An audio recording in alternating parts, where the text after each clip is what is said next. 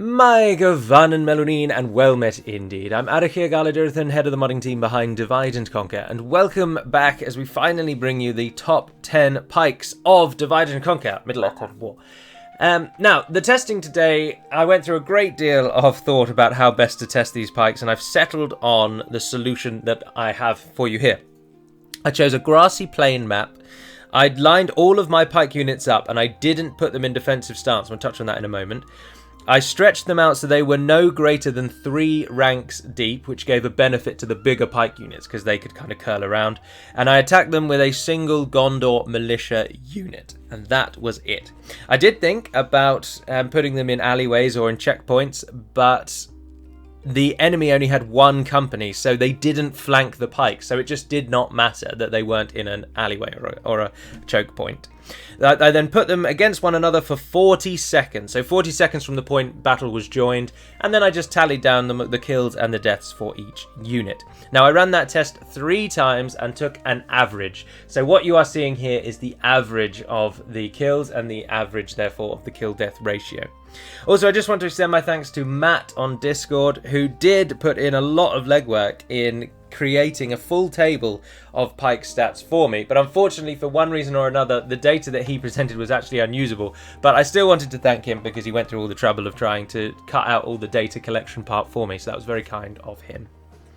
The first half of this video we're going to go through these raw kills, and then in the second half we'll do the list when it's done by kill death ratio, because the lists are slightly different, not really at the top, but for the bottom half of the list the numbers and the positions all change around. It is worth noting as ever that this list has the cost of the units nor their recruitment time has any bearing on this list, because I don't want to go that deeply into working out if a unit takes 20 turns to retrain and it costs 1,000 gold versus one that you get every turn and costs 200 gold. How do you compare their kills and deaths in comparison with their costs and training time? I didn't want to delve that deep, so it doesn't do that. So, without any further ado then, I believe I've thought of everything this time, so let's dive in with the top 10 in kills only.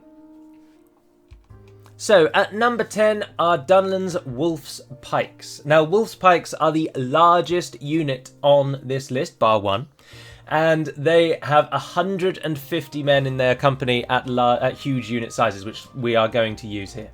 Their melee attack is 5, which is bang in the middle of the range of melee attacks we have on this list, which is probably why they're bang in the middle of the list, because there were 20 pike units in the mod altogether. So the top 10 of them is just the top half. Their armor stat for WULF'S Pikes is 10, which is quite high.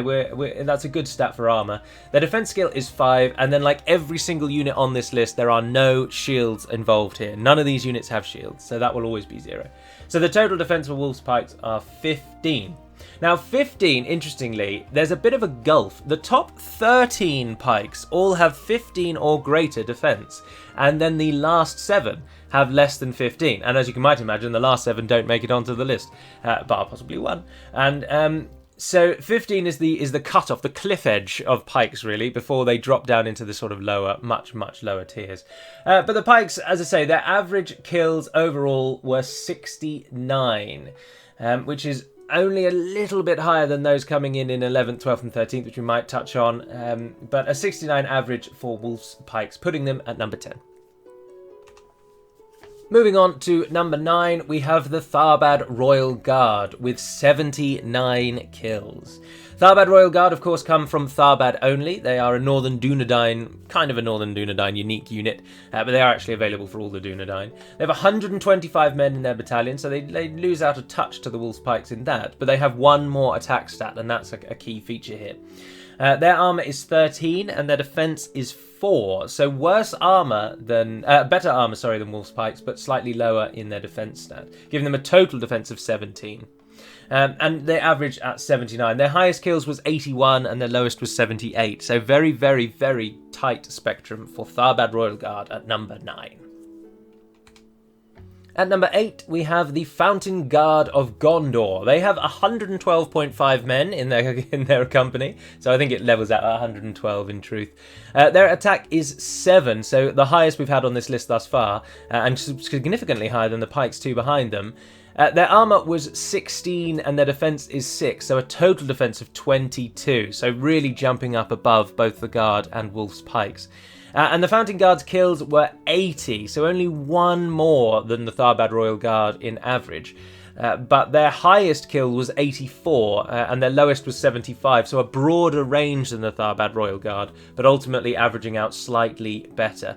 And again, it comes down to them having greater attacks, but they have slightly less men in the company, so it parallels out in that regard. But that's Fountain Guard at number 8.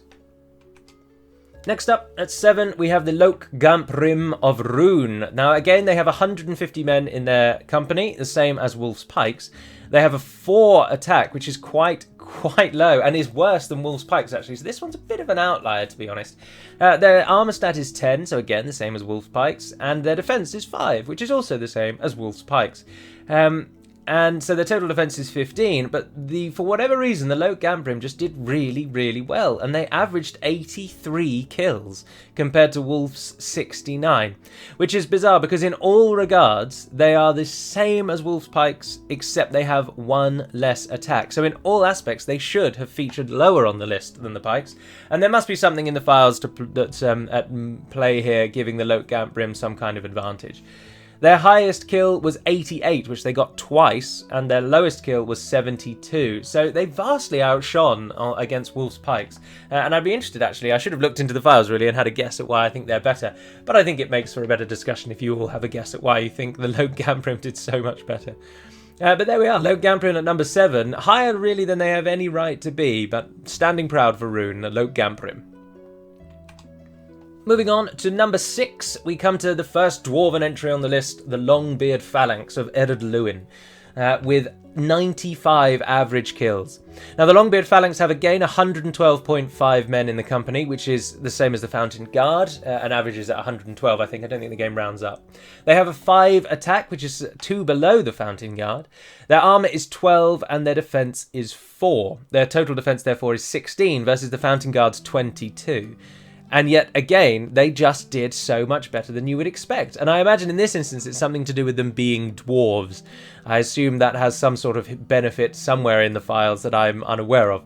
But in all aspects, really, they are worse than Fountain Guard, and yet they did better than them. The Fountain Guard's highest kills was 84.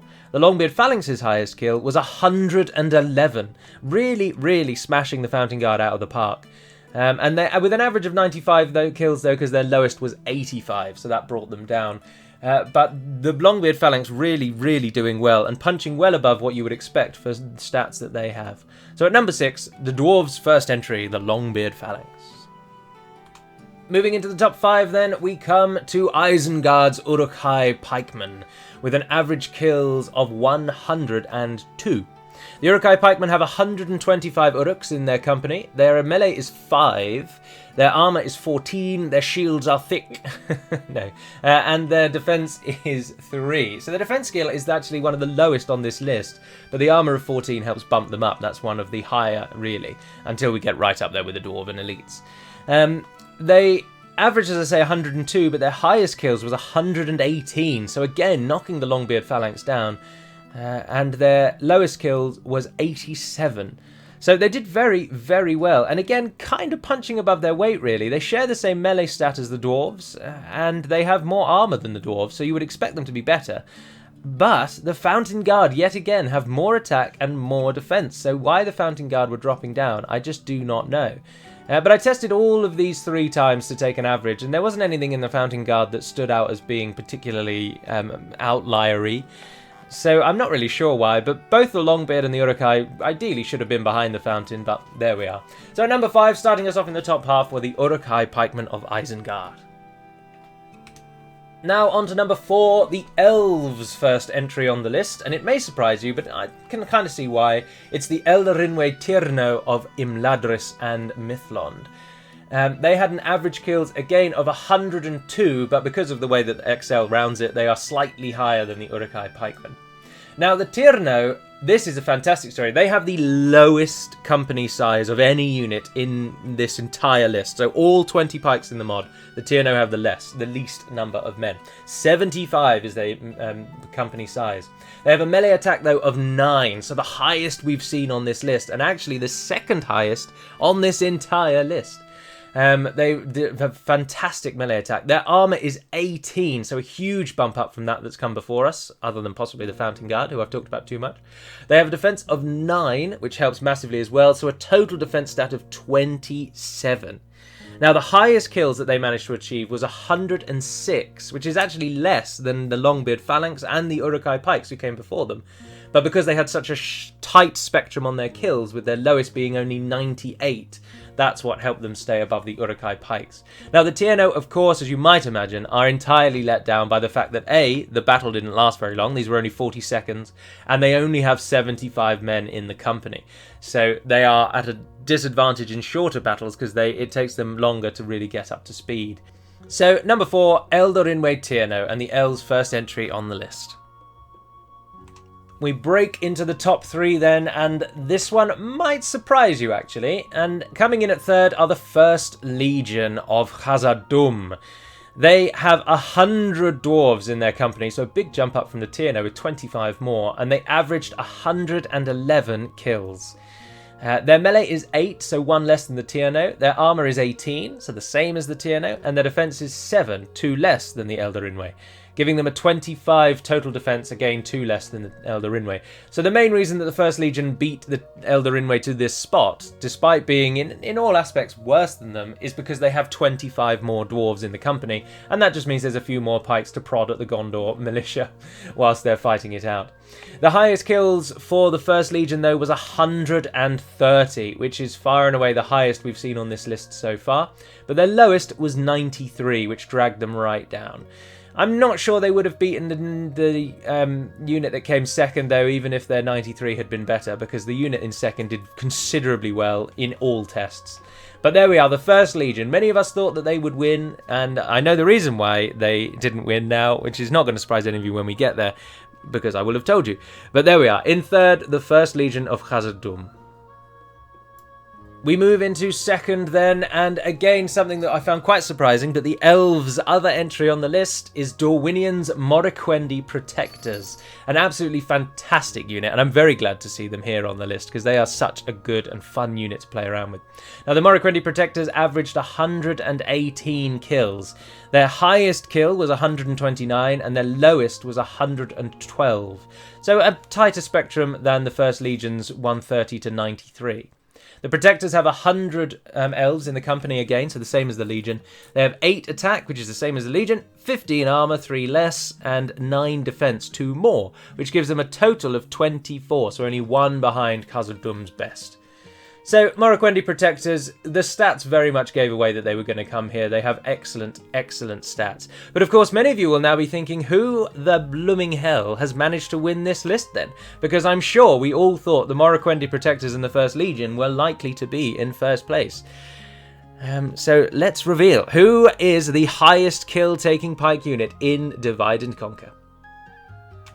Well, you may have guessed it, but you absolutely may not believe it. But in number 1 is none other than the farmhand pike. No, I can't even joke about it. No, it's Beleriand Honor Guard. Now, that's the exact reason why none of you would have expected this, because of course, this list was made in version 5's current build, and the Beleriand Honor Guard were changed to a pike unit from a 2-handed strike infantry unit some time ago, which gives them the clear and distinct honour of winning 2 of these lists. The Beleriand Honor Guard are of course Ered Luin's reward for rebuilding the Beleriand vaults in Basra-Dûm, south of the Gulf of Lune. They are a phenomenal pike unit. They have 87.5 dwarves in their company, so 87 or 88. They have 10 melee attack, the absolute highest on this list, so the highest of any pike in the game. They have 20 armor stat, again, the highest on this list. And they have a defense of 10, which is again the highest on this list. They have a total defense, therefore, of 30. Their average kills was 126, nearly 10 more than the MORIQUENDI Protectors, who came second. Their highest kills was 133, and their lowest was 116. So even their lowest was higher than most other pikes' highest. Even the pikes coming in third and fourth. Well, just about. Well, no, not just about. The First Legion had 130, but 116 is the highest lowest of any of the pikes, which you would expect because they're in first place. So the BELERIAND Honor Guard taking that top spot in kills only. But as I say, the list does change up quite dramatically when we move into the kill-death ratio.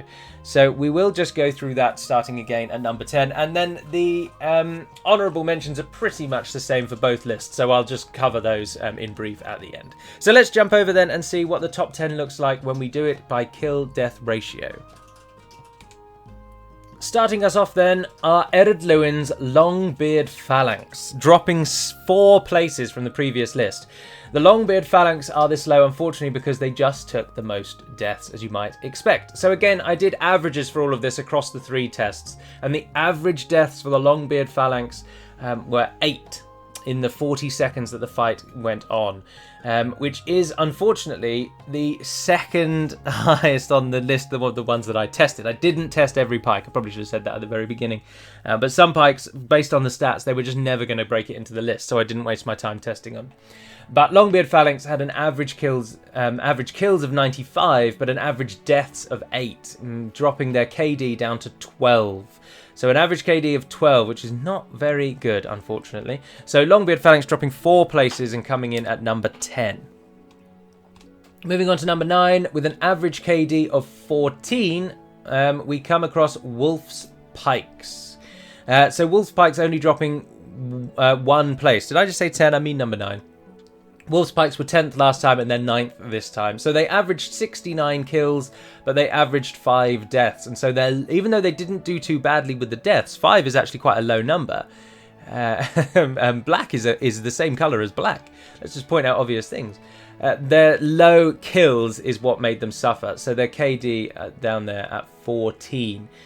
So relatively poor, sadly, because of not many kills. Moving on to number 8, we have the URUK-HAI Pikemen, so dropping 3 slots from 5th to 8th. The URUK-HAI averaged 102 kills, but they averaged 7 deaths. Their lowest deaths were 6th, and their highest was 8. So not too bad in terms of deaths, but as you'll see, obviously, it gets infinitely better. Now, because they did so well in their kills, though, that made their KD not too bad, and they still make it into the list. But 7 deaths is the second highest of the ones that I tested, bar one minor exception. So the URUK-HAI Pikemen with a KD of 15 coming in at 8. Moving on, number 7, THARBAD Royal Guard. Now, the THARBAD Royal Guard have dropped 2 places, or gained 2 places, sorry. And like the WULF'S Pikes actually gained a place, they didn't lose one. Apologies, rereading the list wrong. THARBAD Royal Guard were 9th in the last list, but they're 7th in this list, because they only averaged 5 deaths. Their highest deaths were 6, the lowest was 2. But there were 2 times they lost 6 men, so I don't think it was an outlier. I think the 2 was probably the outlier, so they probably should have a worse score. So a 5 KD, obviously 5 deaths, sorry, is better than the URUK-HAI's 7, and they only pip the URUK-HAI by 2 points with an average KD of 17, killing 79 people and dying 5 times. Unfortunately, the URUK-HAI's killing 102 is slightly not good enough because they died 7 times, so they don't take that space. But there we are, number 7, THARBAD Royal Guard. Now at number 6 we come to our first new entry, an entry that just missed out on the last list. They were 11th on the last list, and thus we haven't seen them yet, and that is the AR-PHARAZON'S AR-PHARAZON'S Faithful. Now, they have 112.5 men in the company again. They have a 5 melee attack, 15 defense, 15 armor, and 7 defense, with a 22 total defense, putting them not that far behind the Fountain Guard, actually. But unfortunately, for whatever reason, their kills were just really low. They averaged 65 kills, which is just not very good for a unit of that kind of stats. Their highest kills was 69, and the lowest was 60, so a tight range. but still a low tight range, which is disappointing. And it's because of the kills that they do so badly here, because they only averaged 2 deaths, the highest being 3, the lowest being 1. But because they only killed 65 people, it just doesn't put them very high. So an KD of 33. So we're in the first unit now that's away from that sort of from the teens. All of the ones before have been in the teens. Whereas now we're up into 33 and we're going up into the higher numbers. So if the Pharazon's faithful, I don't know why they didn't get that many kills. Probably because their attack was only 5. They maybe could do with a boost there. But propping us up at number 6 there then, Pharazon's faithful with a KD of 33. Moving on, number 5 then, gaining 3 places from the last list and finally sitting where you'd expect them to, are Gondor's Fountain Guard. They had an average kills of 80 and only 2 average deaths. The highest deaths being 2, the lowest being 1. It rounds that to 2 because they killed, in 2 of the tests, they lost 2 people. So really, really close to being higher. But interestingly, something to note, if the Fountain Guard had lost no one, they still would not be in 4th place, which gives you an idea of the rest of this list. So the Fountain Guard averaging 80 kills and 2 deaths, giving them, bizarrely, a 48 kill-death ratio, because of course Excel is using the decimal places that I have hidden. So a 48 kill-death ratio for the Fountain Guard, putting them significantly above our Pharazon's faithful, but as you will see, significantly lower than the next unit on this list.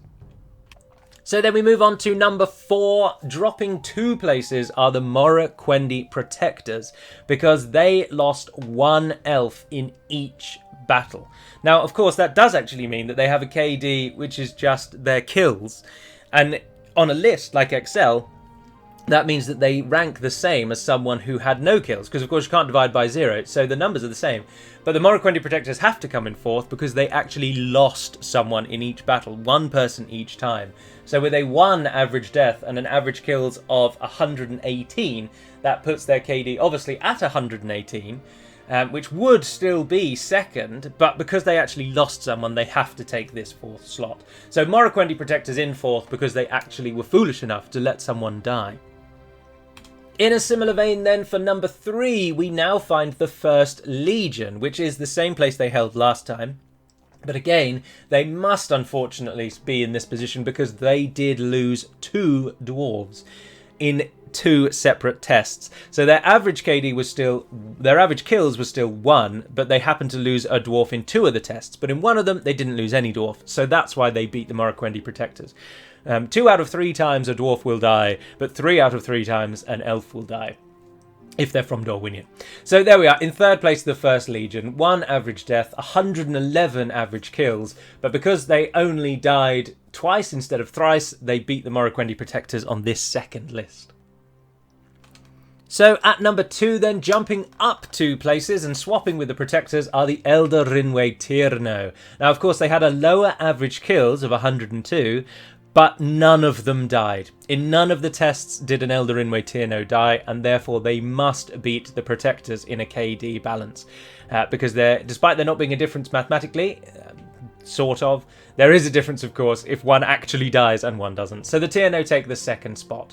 And therefore you might imagine that the BELERIAND Honor Guard, in whatever metric you measure it by, are the absolute best pikes in Divide and Conquer, as they bloody well should be. They take forever to get. They didn't lose anyone either, and they killed 126 of the Gondor militia on average, making them far and away the absolute best unit. Now, the units that didn't make this list, the honourable mentions, if you will, the other 3, we've already touched on our Pharazon's faithful, but the other 2 were Lake Town Pikemen and Ered-Luin Pikemen. Now, the LOKE-GAMP obviously appeared in one list and not the other, and our Pharazon's in one list and not the other, and the 2 units taking 12th and 13th, regardless of the list, are the Lake Town Pikemen and Ered-Luin Pikemen. Lake Town Pikes lost 7 on average, Ered-Luin lost 6 on average, and Ered-Luin, bizarrely, their average kills was 57. Lake Town Pikemen's average kills was 59, so just beating them to the post. And with the average deaths Oh, actually, sorry. So then on the KD, it's the other way around. The Eredluin Pikes take 12th and the Lake Town take 13th. But we're in the honourable mentions anyway. Now, if you are interested, because I was, and so I did the test, everyone's favourite underdog Pike story is not that much of an underdog story, I'm afraid, because they actually are just useless in battle. The farmhand pikemen killed 35 people on average, and they lost 35 people on average. They traded 1 for 1 with basically anyone they fought with, which gives them the rather unique and I think admirable position of holding a 1 kill-death ratio number, which is just brilliant, isn't it? But the farmhand pikemen, though, have the highest unit size of any pike unit with 200. But unfortunately, they just couldn't do it. No matter which way I tried to set the test up in their favour, I could not get them to get an honourable score. They just didn't do it. I was really hoping they'd be the hidden surprise, but no, there we are. The other pikes, just if you're wondering, are Linden Longspears, Anfalas pikemen, Amrothian pikemen, Southron pikemen, Rudour pikemen, and Dunlending pikemen. Those are the other ones that I did not test. Because they all had worse stats across the board than everyone else that we've mentioned here today, other than, of course, the farmhand, who actually have the worst. Although, no, having said that, Dunlending pikemen are probably worse than farmhand pikemen because they have identical stats, except they have 40 less men in their battalion, in their company. But I don't think it really would have made a difference over a 40-second test. So there we are, the top 10 pikes finally brought to you all. And Beleriand Honour Guard, who will now not be changed, are the best pike unit. When you get your hands on version 5, that will be the pike unit to aspire to. But of course, they're incredibly rare. So MORIQUENDI Protectors, who are not that rare, and you will actually get to fight with, is likely to be the best pike you'll use. But they're really, really tied with First Legion of Khazad-dûm. So Khazad-dûm, Dorwinion, and the High Elves all have the best pikes if you take out the insanely rare and attainable nature of the Beleriand Honour Guard.